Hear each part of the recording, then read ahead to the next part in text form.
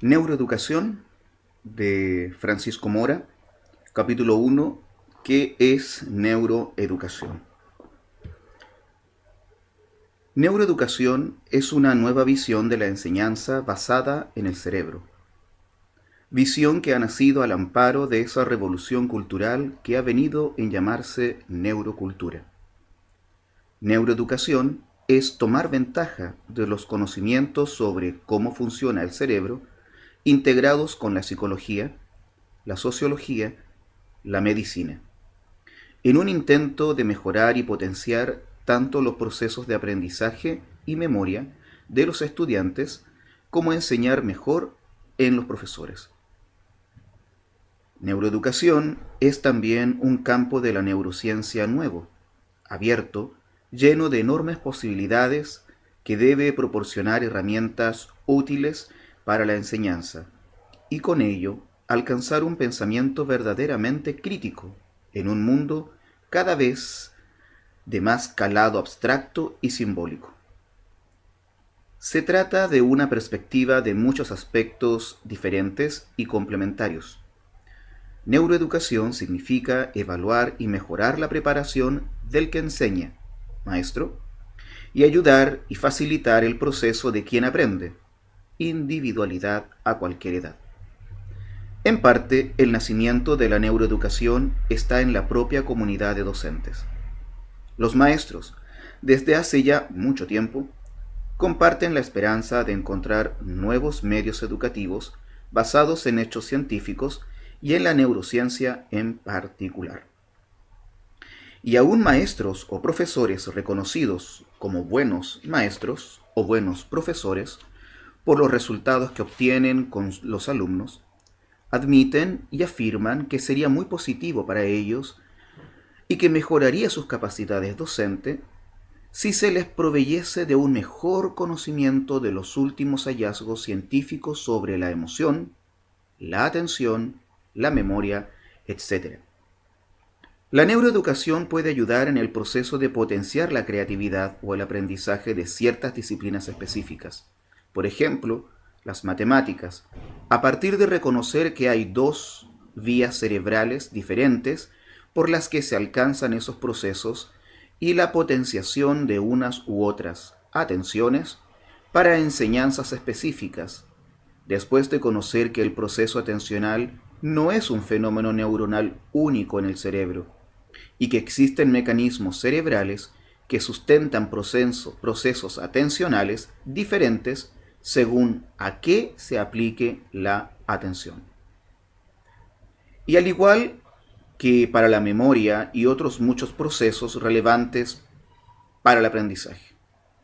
La neuroeducación, además, comienza a poner en perspectiva y reforzar la existencia del del medio social, de la familia y la propia cultura como determinantes de la capacidad de aprender en los niños. Además de reconocer que la variabilidad de sus capacidades durante ese aprendizaje se debe en parte no solo a los constituyentes genéticos de cada individuo, sino también a los cambios que desde el mismo nacimiento produce el medio ambiente en el cerebro. Valga como ejemplo, entre los numerosos factores ya conocidos, el efecto del tabaco sobre el recién nacido, tanto si la madre es fumadora activa o solo lo es el entorno de la familia, y que se expresa en peores respuestas de los niños a estímulos sensoriales, o una capacidad de atención disminuida cuando se les compara con otros niños que no han vivido en ese entorno. Sin duda que esto es ya condicionante de las capacidades cerebrales de estos niños en los primeros años de aprendizaje en el colegio.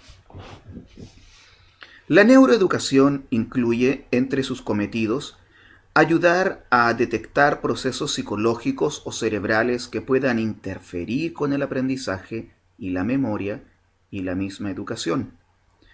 La neuroeducación está en las primeras andaduras de un largo camino que recorrerá paralelo en su trayecto el progreso tanto de la psicología como de la neurociencia cognitiva. Neuroeducación trata, con la ayuda de la neurociencia, de encontrar vías a través de las cuales poder aplicar en el aula los conocimientos que ya se poseen sobre los procesos cerebrales de la emoción, la curiosidad y la atención, y cómo estos procesos se encienden y con ellos se abren esas puertas al conocimiento a través de los mecanismos de aprendizaje y memoria. Y de estos conocimientos sacar provecho e intentar aplicarlos a los alumnos y los mismos maestros y profesores, pues está claro que para que un alumno preste atención en clase, no vale exigirle sin más que lo haga. Eso sirve de bien poco, sobre todo si el profesor es aburrido y aún con un profesor activo y un tema que pudiera ser interesante. Hay que encender primero la emoción. Todo esto debe llevar a crear métodos y recursos capaces de evocar la curiosidad en los alumnos por aquello que se les explica. Métodos aplicados a cada edad del niño primero y después en la pubertad y la adolescencia y en el periodo universitario, y además adecuados a su propia individualidad y a las materias que se enseñan. Métodos siempre adaptados a la alegría, al despertar, al placer y nunca al castigo. Hoy ya sabemos que la letra con sangre no entra. El castigo, el dolor como estímulo para aprender, es un método primitivo, consustancial con la supervivencia en otros tiempos duros de la humanidad. Sobrevivir durante millones de años ha significado aprender con rudeza, con dolor y con ello guardar profundo recuerdo de todo aquello que hirió o hizo daño y no volver a repetirlo. El no aprender, la persistencia en el error costaba la vida. Como contrariamente también lo era, por supuesto, el refuerzo y el placer como sustrato, tan fuerte como el primero para mantener la vida. Pero lo cierto es que en la actualidad, con el aprendizaje en los colegios, nadie se juega la vida. Por eso hoy solo se debe y se puede enseñar a través de la alegría, porque conocemos bien los sustratos cerebrales de estos procesos. Neuroeducación no es solo llevar a todas las instituciones que imparten docencia los logros alcanzados principalmente por la neurociencia cognitiva en particular, sino conseguir la mentalización de los profesores en cuanto a conocer cómo funciona el cerebro, extrayendo de ello conocimiento que ayude a enseñar y aprender mejor, sobre todo en los niños. Solo la idea y la responsabilidad puesta en la cabeza del maestro de que lo que enseña tiene la capacidad de cambiar los cerebros de los niños en su física y en su química, su anatomía y su fisiología, haciendo crecer unas sinapsis o eliminando otras, y conformando circuitos neuronales, cuya función se expresa en la conducta, cambia ya la propia percepción que el maestro tiene de la enseñanza. Con estas nuevas ideas, el docente experimenta un cambio, a su vez, en su propio cerebro, que le lleva a ser consciente de que lo que enseña es algo más profundo que los propios conocimientos que transmite. Así pues, conocer que los cambios sinápticos del cerebro son resultado de la enseñanza que reciben sus alumnos, puede ya transformar su actitud o la actitud de muchos maestros y producir en ellos un tono diferente, emocional y cognitivo, en la forma en que pueden ver la enseñanza.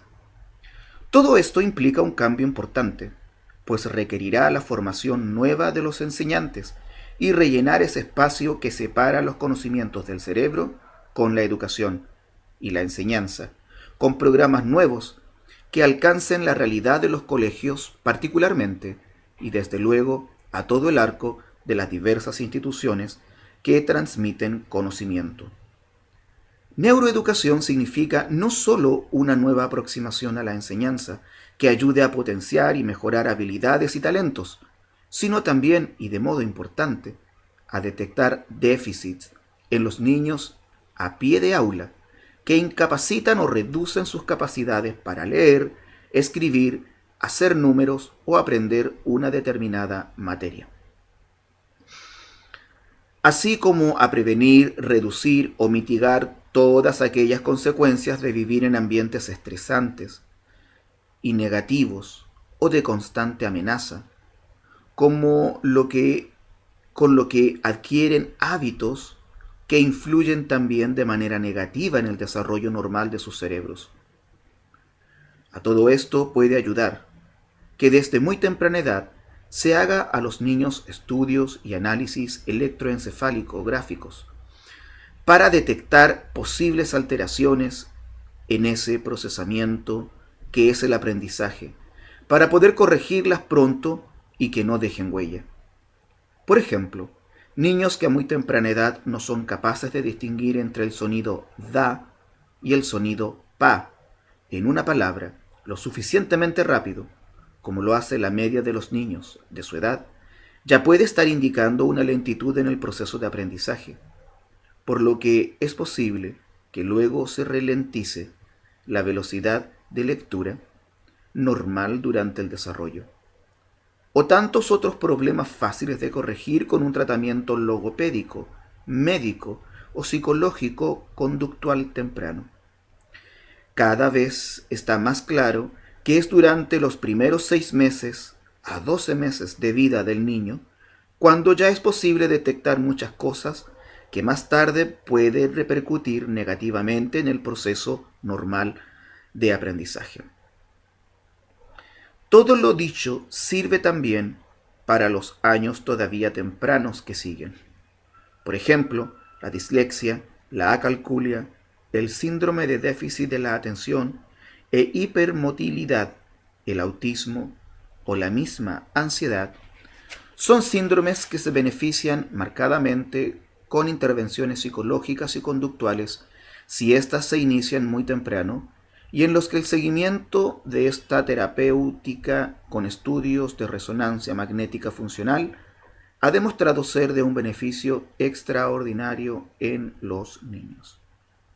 Neuroeducación implica conocer los múltiples ingredientes cerebrales que participan en los procesos de aprendizaje y memoria y su significado desde la infancia y adolescencia hasta las personas adultas ya en la universidad y también en las personas mayores.